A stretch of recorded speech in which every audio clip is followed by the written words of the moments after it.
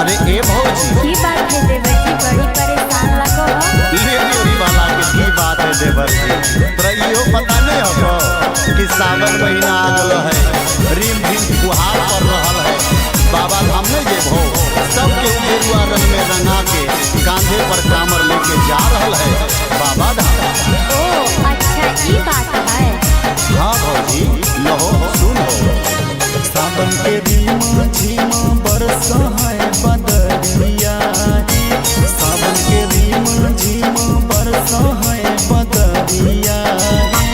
चलो सो भौजी बाबा के नगरिया है, चलो सो भौजी बैजू के दुआरिया है। सावन के रीमा झीमा बरसा है बदरिया हो, सावन के रीमा झीमा बरसा है बदरिया हो।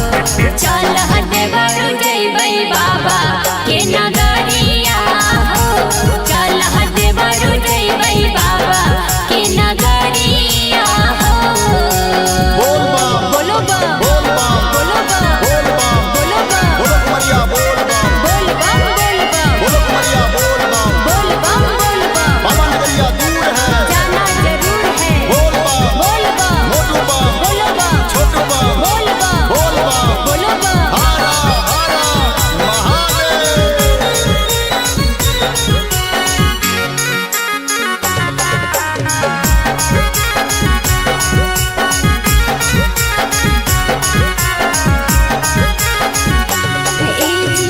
गिरुआ रंग के साड़ी लैला, लाल कमरिया, पैदल चल के जइबै बाबा के दुआरिया। बुझलो न देवर जी। हाँ भौजी हम सब बुझ गलिए।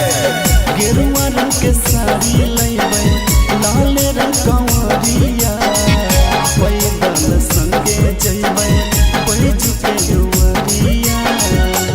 बाबा पे जहलवा चढ़ैबै भरल गगरिया हो, बाबा पे जहलवा चढ़ैबै भरल गगरिया हो।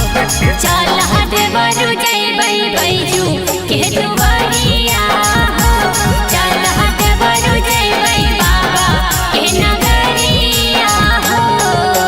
डमरू वाले बोल बम, बसहा वाले बोल बम, नाद वाले बोल बम, बोल बम बोलो बम, बोल बम। बोलो बम, क्या बोलोगे बोल बम, क्या लिखोगे बोल बम, क्या पढ़ोगे? बोल बम, चलते चलो बोल बम, बोलते चलो बोल बम, बोल कमरिया बोल बम, बोल कमरिया बोल बम, बोलो बम बोलो बम, बोलो बम बोल बम, बोलो बम बोल बम, बोलो बम। बोल बम। हारा हारा महादेव।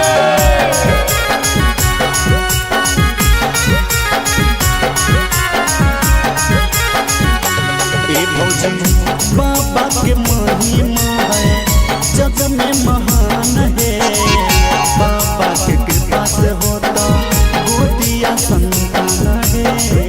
ई भौजी बुझो कि ना? हाँ हाँ बुझलिए देवर जी।